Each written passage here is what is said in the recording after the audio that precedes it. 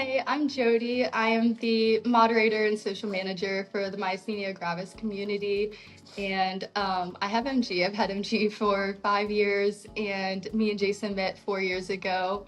We live in Florida, and we met fossil hunting, actually. That's our main hobby that we love to do. And that's kind of been just how our relationship has evolved, has been going on dates that spark our interests and that help us feel connected as a couple. And so a lot of our dates evolve around being outdoors and enjoying nature. And I'm Jason. Obviously, I'm her boyfriend.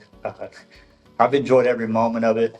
There was a few things that kind of caught me off guard when I first met her. She was like, "Yo, I have a rare disease."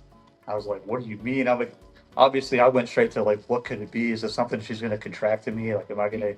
I had no idea what it was. And then she's like, "No, it's just MG." So I did a bunch of research on my own, found out what it meant to have MG, what a lifestyle with MG would look like, possibly in the future or in the present.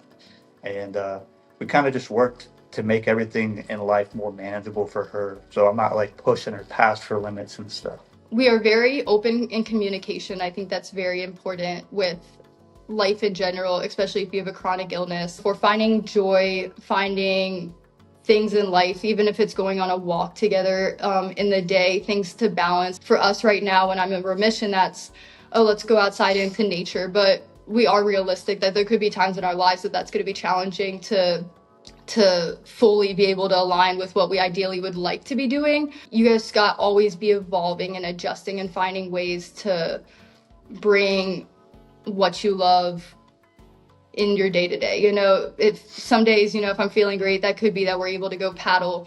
But other times it's, unfortunately the currents where I just know my MG symptoms, I'm not going to be back if we go and paddle, so sometimes, or compromise. He sometimes wants to go, he's a big fossil hunter, and we want to go out on an adventure and walk for hours. And sometimes I'm just realistic that sounds great. I might be able to get a certain way, and then I'm going to be stuck, and then I'm going to have to be rescued. And you don't want to end up in situations like that. So sometimes there's the unfortunate compromising of the situation probably wouldn't have ended up like that maybe, but even if there's a 10% chance, but the situation you can end up in is bad, you can't take those risks. So in a relationship where we do a lot of adventuring and stuff outdoors and a lot of things that involve triggers for my MG, there's been a lot of compromising, but that's always a good teacher for the future. There's a billion things in life that we cannot plan for and that could happen. So I think the MG, even though it's not